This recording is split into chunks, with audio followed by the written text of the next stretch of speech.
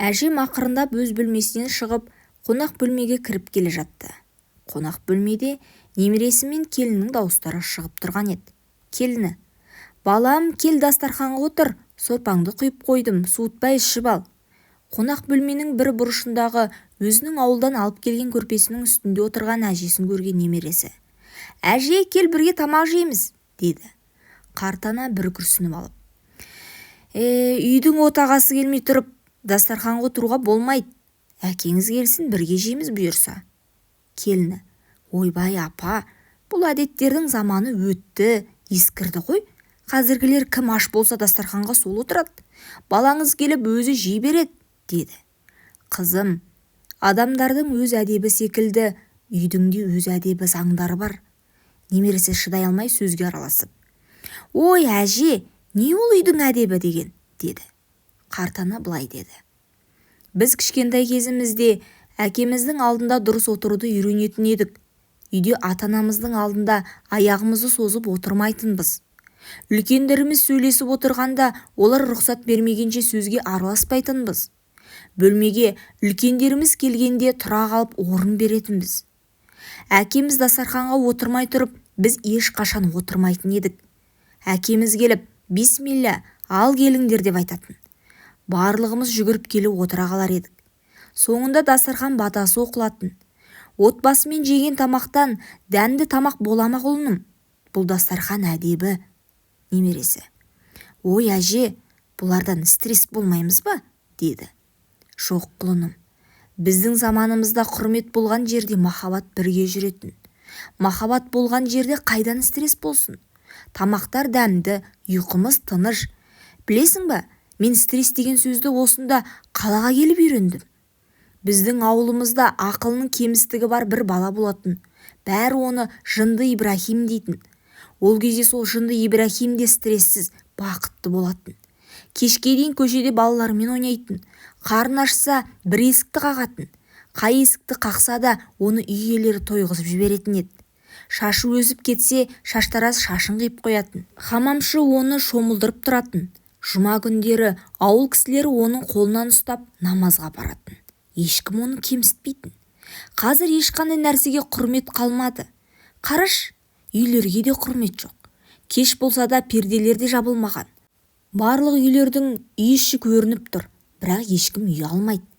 Біз кеш батпай тұрып перделерді жауып, жарықтарды қосатын едік. Перде жабық болса да үстімізді ауыстыруға ұялып, жерге шөгіп ауыстыратын едік. Сырттан көлеңкеміз көрінбеуін ойлап ұялатын едік». Осы кезде беті қызарған келіні ақырындап тұрып перделерді жапты. «Үйдің әдебі пердесінің жабылып-жабылмағаннан белгілі болады, дейтін еді үлкендеріміз», деді әжем. «Үйдің алдына ешкім іш киімдерін иіліп асып қоймайтын, көршілерден ұялатын еді. Мен кішкентай кезімде шалбарымды үйдің алдына іліп қойған едім. Анам келіп: «Қызым, әкең бүгін аулаға шыққан кезде сенің шалбарың ілулі тұрған. Қалай ұялғанымды білсең ғой. Екінші рет ортаға ілме, үйдің артына іл, үстінен жұқа мата іліп қой», деді. Мен ол кезде 12 жаста едім. Анам бұны маған сөйлеген кезде жер жарылып жерге кіріп кетсем екен деп тұрдым ұялғанымнан. Қазір қалай? Өткенде таза ауамен демалайын деп балконға шығып едім, қарсыдағы көршіміз барлық кірін асып қойыпты. Ұялғанымнан ішке кіріп кеттім». Бүгін тамақтарды сырттан жейтін болды. Көз құрметі деген болады. Оны ешкім ойламайды. Біз базардан сатып алғанымызды әдемі пакетпен үйге алып келіп, сонымен дәмді тамақ жасайтын едік. Көзге құрмет жасауымыз керек, қызғаныш болады. Ол тамақты алуға ақшасы жетпейтіндер де бар. Соларға құрмет көрсетуіміз керек. Біздің пайғамбарымыз саллаллаху алейхи уассалам тамағымыздың иісімен көршіңіздің үйінде аза оқымаңыз деп айтты. Үйдің тағы бір әдебі бар, ең маңыздысы да осы. Үйдегі жағдайлар ешқашан сыртқа шығарылмауы керек. Жегеніміз, ішкеніміз, әңгімелер, ұрыстар. Бұл да үйдің бір әдебі. Ешкімге айтылмауы керек. Сол үшін үй ішіндегі мәселелер оңай шешіледі. Пайғамбарымыз да әсіресе әйел мен күйеу арасындағы әңгімелер ешкімге айтылмайды. Бұл күнә болып табылады деген хадистер айтқан. «Солай емес пе, Ләйләм?» деді келініне. Ләйлә ұялыңқырап: «Я анашым», деді ақырын дауыспен. Немересі: «Әже, Қазір фейсбук деген нәрсе бар. Адамдар ресторанда отырғанын, не жегенін суретке түсіріп мыңдаған адамға көрсетеді. Ойбой, адам еш уақытта не жегенін сөйлей ма? Әрине әже, әр нәрсенің фотосуреті бар. Қыдырған жерлері, не жегенін, не кигенін, жұбайлары алған гүлдердің үстіне жазылған тілектердің де фотосуреті бар.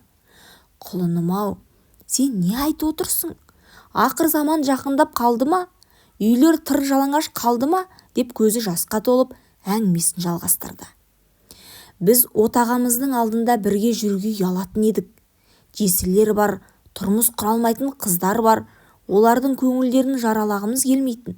Отағамыздан бір қадам артта жүретінбіз.